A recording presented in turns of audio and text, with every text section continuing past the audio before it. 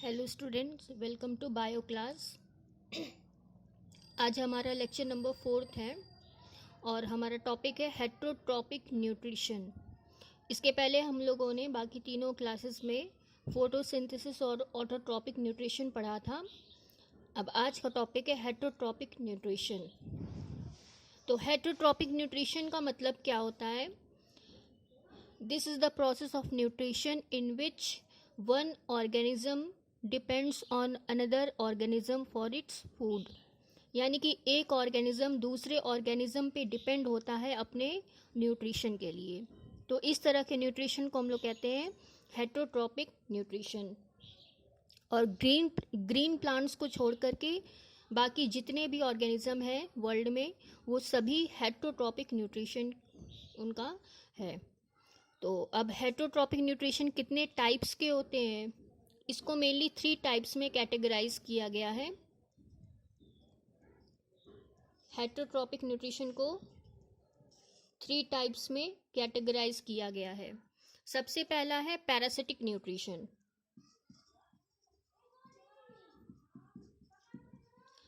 दूसरा है saprophytic nutrition और तीसरा है होलोजोइक न्यूट्रिशन। तो 3 टाइप्स के मेनली हेटरोट्रॉपिक न्यूट्रिशन होते हैं, पैरासिटिक, सैप्रोफाइटिक और होलोजोइक। तो सैप्रोफाइटिक और पैरासिटिक हम लोगों ने थोड़ा सा पढ़ा था, फिर से रिवाइज कर लेते हैं इसे। पैरासिटिक न्यूट्रिशन में क्या होता है? इस तरह की न्यूट्रिशन में एक ऑर्गेनिज्म दूसरे ऑर्गेनिज्म के बॉडी के ऊपर या फिर उसके बॉडी के अंदर सरवाइव करता है और वहाँ से अपना न्यूट्रिशन लेता है। तो पैरासिटिक न्यूट्रिशन का डेफिनेशन क्या हो जाएगा? In this type of nutrition, आप बना भी सकते हैं अपने वर्ड्स में। In this type of nutrition one organism depends on another organism for its nutrition। मतलब अपने न्यूट्रिशन के लिए एक ऑर्गेनिज्म दूसरे ऑर्गेनिज्म पे डिपेंड होता है। अब इसमें एक बात याद रखिएगा कि जो ऑर्गेनिज्म दूसरे ऑर्गेनिज्म पे डिपेंड होता है न्यूट्रिशन के लिए, वहाँ से वो न्यूट्रिशन तो लेता है लेकिन बदले में उस ऑर्गेनिज्म को हार्म पहुँचाता है, यानी कि नुकसान पहुँचाता है। जैसे कि आप लोग जानते हैं लाइस, जूं ह्यूमन बॉडी पे मेनली पाए जाते हैं, हेयर्स में पाए जाते हैं। तो जूं जानते हैं उनका न्यूट्रिशन क्या है? हमारा जो ब्लड है। तो हमारे बॉडी के ऊपर सर्वाइव भी करते हैं, हमसे न्यूट्रिशन भी लेते हैं और साथ ही साथ हमें नुकसान भी पहुंचाते हैं। तो पैरासिटिक न्यूट्रिशन में क्या होता है कि एक ऑर्गेनिज्म जो दूसरे ऑर्गेनिज्म के बॉडी पे सरवाइव करता है वो उसे न्यूट्रिशन तो लेता ही है लेकिन बदले में नुकसान भी पहुंचाता है। तो लाइस हो गया, इसी तरह हो गया प्लाज्मोडियम। अब देखिए प्लाज्मोडियम क्या होता है? ये पानी में पाया जाने वाला ऑर्गेनिज्म है प्लाज्मोडियम। आप जानते हैं मलेरिया बीमारी किससे होती है? फीमेल एनोफिलीज मच्छर के काटने से होती है। फीमेल एनोफिलीज, बच्चे इसी में कंफ्यूज रहते हैं, कहते हैं कि फीमेल एनोफिलीज के काटने से मलेरिया होता है, लेकिन फीमेल एनोफिलीज यहाँ पे सिर्फ एक करियर का काम करती है। जैसे पोस्टमैन होता है कि एक चीज़ को दूसरे चीज़ लोग तक सामानों को पहुँचाता है, वैसे भी फीमेल एनोफिलीज जो मच्छर है वो भी एक करियर का सिर्फ काम करती है। ये क्या करती है? जब हमें बाइट करती है, काटती है, तो इसके बॉडी में प्लाज्मोडियम पाया जाता है और जब ये मच्छर इंसानों को काटती है तो प्लाज्मोडियम क्या होता है?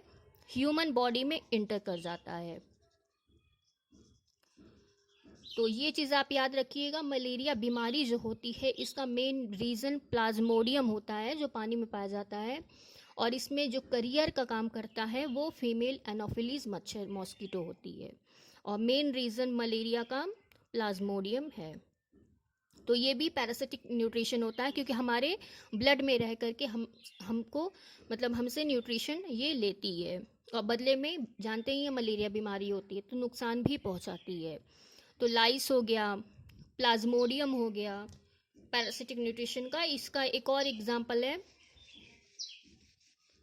बहुत इंपॉर्टेंट एग्जाम्पल है, अक्सर एग्जाम में पूछ लेता है, कसकुटा।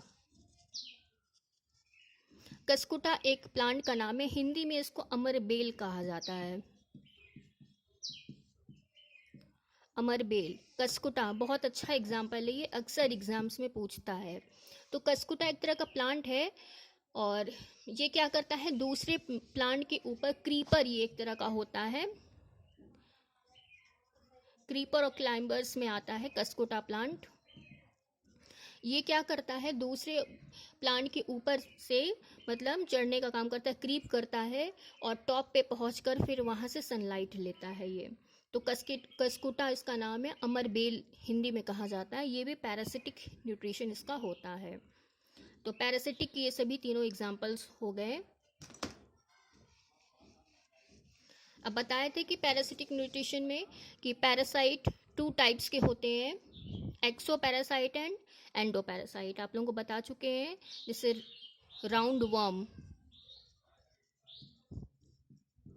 जिसे एस्कैरिस कहा जाता है, ये ह्यूमन के इंटेस्टाइन में पाया जाता है। एस्कैरिस जो एक तरह का है वर्म है, ये हमारे इंटेस्टाइन्स में पाया जाता है और हमारे फूड को वहाँ से ये लेता है और इंटेस्टाइन के जो वॉल्स होते हैं उसको धीरे धीरे ये खराब करना शुरू कर देता है, जिससे इंटेस्टाइनल प्रॉब्लम शुरू हो जाती हैं।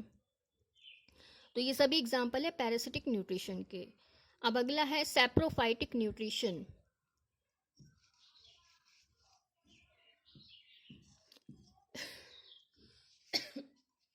सैप्रो का मतलब, सैप्रोफाइटिक 2 वर्ड से बना हुआ है, सैप्रो एंड फाइटिक।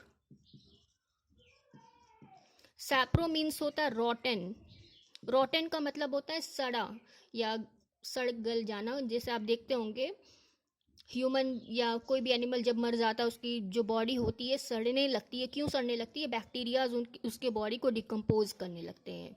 तो सैप्रो मतलब होता है रॉटन और फाइटिक मतलब होता है न्यूट्रिशन।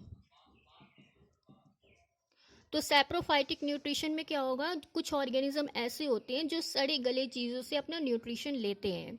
इसका बहुत अच्छा एग्जाम्पल है मशरूम। सड़े गले चीज़ों से ये मशरूम क्या करता है, अपना न्यूट्रिशन लेता है। और सैप्रोफाइटिक न्यूट्रिशन में इसका एग्जाम्पल हो जाएगा मशरूम। आप जानते हैं फंगस होता है ये, जितने भी फंगस होता है आप देखे होंगे जब सब्जियां वगैरह सड़ने लगती हैं तो उस पर वाइट कलर के फफूंद, जो हम लोग बोलते हैं हिंदी की भाषा में, उसको फंगस कहते हैं।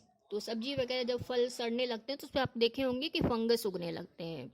तो सैप्रोफाइटिक न्यूट्रिशन किसका होता है, फंगस का होता है और कुछ बैक्टीरियाज का होता है। तो फंगस और बैक्टीरिया क्या करते हैं, सड़े गले चीज़ों से, रॉटन चीज़ों से अपना न्यूट्रिशन लेते हैं। सैप्रो मतलब ही होता है रॉटन, यानी कि सड़ा हुआ। अब तीसरा टाइप आ जाएगा होलोजोइक।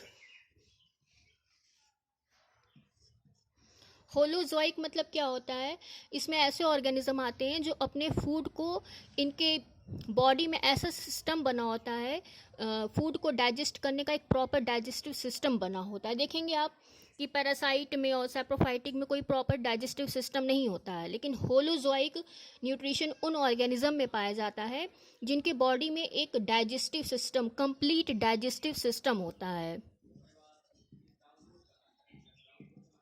इनके बॉडी में कंप्लीट डाइजेस्टिव सिस्टम पाया जाता है। फूड को इनटेक करने के लिए, मतलब फूड को खाने के लिए एक प्रॉपर स्ट्रक्चर बना होता है जिसको माउथ कहते हैं। मतलब ये फूड को अपने माउथ से खाते हैं और उस फूड का डाइजेशन कहाँ पे होता है, डाइजेस्टिव सिस्टम में होता है।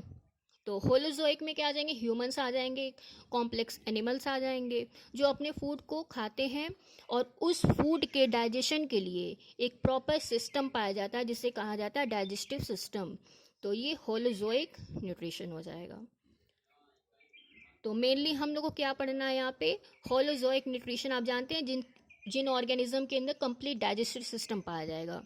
तो यानी कि अब हम लोग को डाइजेस्टिव सिस्टम जो है वो कम्प्लीटली पूरा पढ़ना है।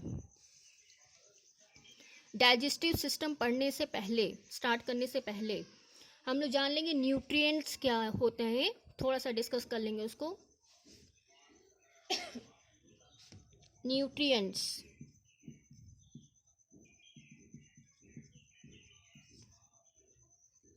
न्यूट्रिएंट्स ऐसे फूड सब्सटेंसेस होते हैं जिनकी ज़रूरत हर एक लिविंग ऑर्गेनिज्म को होती है। अब लिविंग न्यूट्रिएंट्स भी कई टाइप्स के होते हैं, हर न्यूट्रिएंट का अलग अलग फंक्शन भी होता है। ऐसे सब्सटेंसेस जो लिविंग ऑर्गेनिज्म की जिनको ज़रूरत पड़ती है और उसका फंक्शन भी अलग अलग होता है। जैसे न्यूट्रिएंट्स में आप जान लेंगे, पहला आ जाएगा carbohydrate.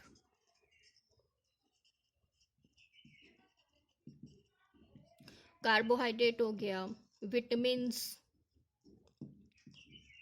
Protein, fat, mineral, water and roughage,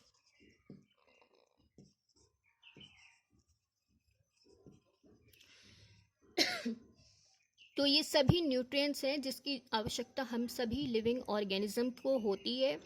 क्यों होती है? अब तीनों को सबका फंक्शन भी अलग है। पहला है कार्बोहाइड्रेट। कार्बोहाइड्रेट आपको पता चल रहा है कि ऐसे फूड सब्सटेंसेस जो कार्बन, हाइड्रोजन और ऑक्सीजन के बने होते हैं।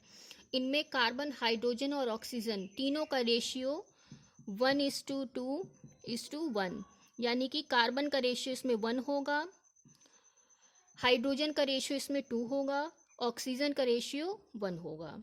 यानी कि ऐसी कार्बोहाइड्रेट्स को हम लोग ऑर्गेनिक सब्सटेंस भी कह सकते हैं। ऑर्गेनिक सब्सटेंस क्या होते हैं? जो कार्बन, हाइड्रोजन के मेनली बने होते हैं। तो कार्बोहाइड्रेट्स हमको मिलती क्या है? एनर्जी मिलती है। कार्बोहाइड्रेट हम लोग को मेनली एनर्जी, वैसे तो बहुत सारे फंक्शन है लेकिन मेन इसका काम है हमें एनर्जी प्रोवाइड करना कार्बोहाइड्रेट का। अब कार्बोहाइड्रेट क्या खाने पे हम लोग को मिलता है? इसमें मेनली आ जाएंगे शुगर्स, शुगर हो गया, फिर स्टार्च हो गया, वीट, राइस। तो शुगर से मेनली हम लोग को कार्बोहाइड्रेट मिलता है और कार्बोहाइड्रेट से हम लोग को एनर्जी प्रोवाइड होती है। सेकेंड आ जाएगा विटामिन्स। विटामिन्स क्या करता है? हमारा इम्यून सिस्टम सही रखता है, हमारे इम्यून सिस्टम को स्ट्रॉन्ग बनाता है। इम्यून सिस्टम क्या होता है?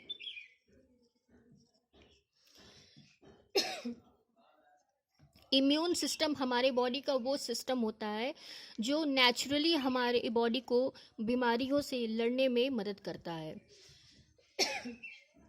अब ऐसे आप लोग इस समय न्यूज़ सुन रहे होंगे कि कोरोना वायरस उन लोग पे ज़्यादा इफेक्ट दिखाता है जिनकी इम्यूनिटी वीक होती है।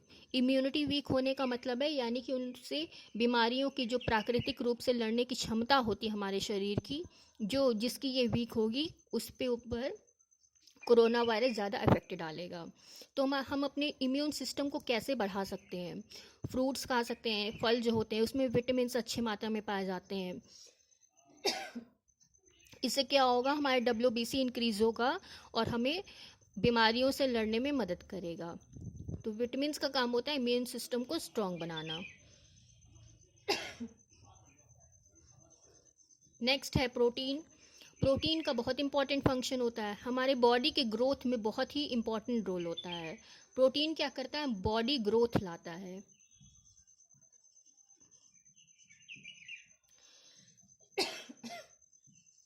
हमारे बॉडी में जो बॉडी ग्रोथ होती है वो प्रोटीन की वजह से ही होती है।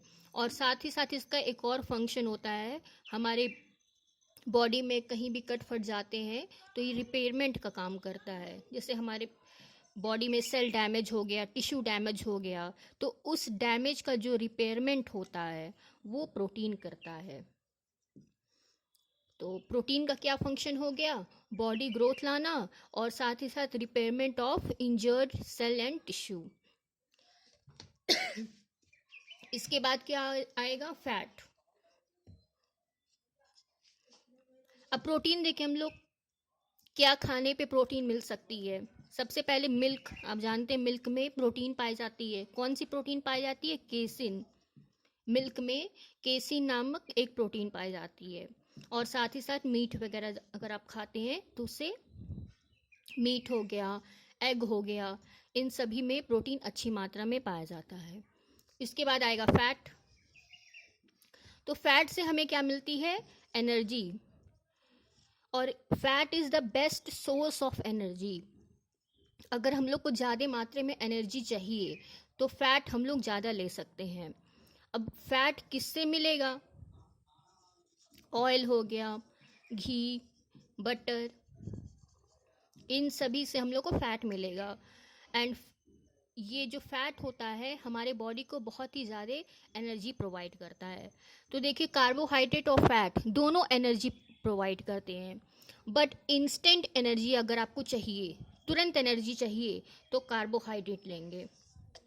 अगर आपको तुरंत एनर्जी चाहिए तो कार्बोहाइड्रेट लेंगे। लेकिन अगर आपको ज़्यादा मात्रा में एनर्जी चाहिए तो आप फैट का भी यूज़ करेंगे, क्योंकि fat is the best source of energy.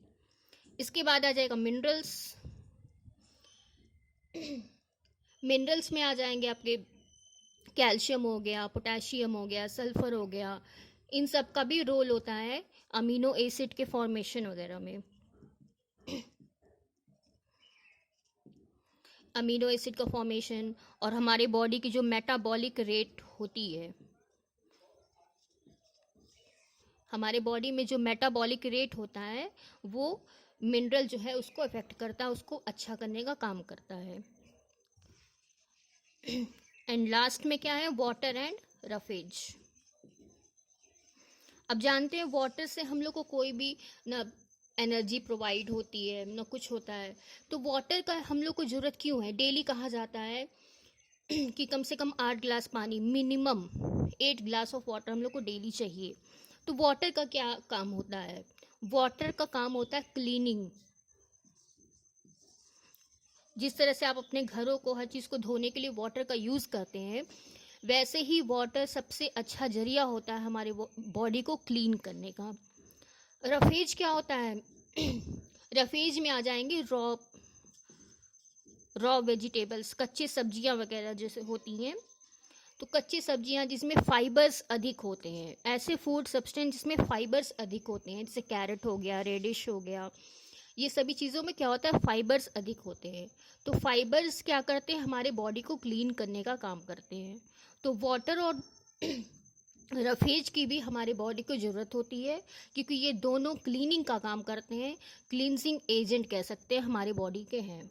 तो डेली हमें कुछ मात्रा में रफेज ज़रूर खाना चाहिए, कच्चे फल सब्जियाँ ज़रूर खानी चाहिए, और साथ ही साथ वाटर भी पीनी चाहिए। वाटर का 2 फंक्शन है, एक तो क्लीन करने का काम करता है और दूसरा बहुत इंपॉर्टेंट फंक्शन इसका रेगुलेशन ऑफ टेम्परेचर। वाटर का सेकेंड फंक्शन है रेगुलेशन ऑफ टेम्परेचर, यानी कि हमारी बॉडी का जो टेम्परेचर है उसको मेंटेन करने का काम करता है।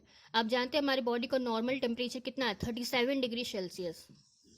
तो इस टेम्परेचर पे हमारे बॉडी को मेंटेन करने के लिए वाटर का sufficient amount is very necessary. तो डेली हमें वाटर अच्छे मात्रा में पीनी चाहिए और साथ ही साथ रफेज का भी यूज़ करना चाहिए। तो ये सभी न्यूट्रिएंट्स हो गए जो हमारे खानों में मिलते हैं। इसी से रिलेटेड एक टॉपिक, छोटा सा टॉपिक है बैलेंस्ड डाइट। बैलेंस्ड डाइट क्या होता है? अगर हमारे फूड में, अगर हमारे खाने में ये सभी जो न्यूट्रिएंट्स हैं अगर पाए जाते हैं, अगर आप जो फूड खाते हैं, सपोज आप खाना खा रहे हैं, तो अगर आपके खाने में कार्बोहाइड्रेट है, फैट है, प्रोटीन है, विटामिन है, मिनरल्स है, ये सभी न्यूट्रिएंट्स अगर आपके खाने में पाए जाते हैं, तो उस तरह के डाइट को हम लोग कहते हैं बैलेंस्ड डाइट। और बैलेंस्ड डाइट खाना बहुत ही नेसेसरी है, बहुत ज़रूरी है। तो बैलेंस्ड डाइट आप समझ गए होंगे, the diet which consist of all nutrients, carbohydrate, fat, protein, minerals, water and roughage. यानी कि ऐसा खाना जिसमें सभी न्यूट्रिएंट्स अच्छी मात्रा में पाए जाते हो, उस डाइट को हम लोग कहेंगे बैलेंस्ड डाइट। तो हम लोग का ये हेटरोट्रॉपिक न्यूट्रिशन शुरू हो गया, आज हमने शुरू किया और लास्ट में ये पूरा हो गया, बैलेंस डाइट तक ख़त्म हो गया। अब नेक्स्ट वीडियो में हम लोग शुरू करेंगे डाइजेस्टिव सिस्टम। डाइजेस्टिव सिस्टम हम लोग शुरू करेंगे। Till then take care.